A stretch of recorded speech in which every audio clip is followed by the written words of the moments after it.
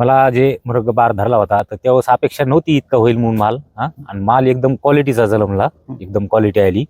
आणि जवळपास 22-23 हजार रुपये टन तो मला पडला. 1,65,000 रुपये बागेला तुम्ही मिळाले, गुत्त दिलं होतं ते.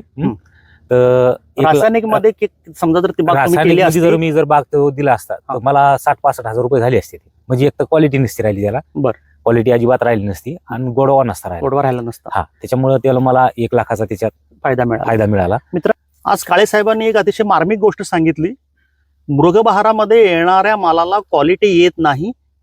तुम्ही जर रसायनाची शेती केली तर त्यावेळेला त्यांनी नैसर्गिक शेती केली आणि रासायनिक शेती केली असती तर त्यांना 60-65-70 हजार रुपये आले असते असा त्यांचा अंदाज होता.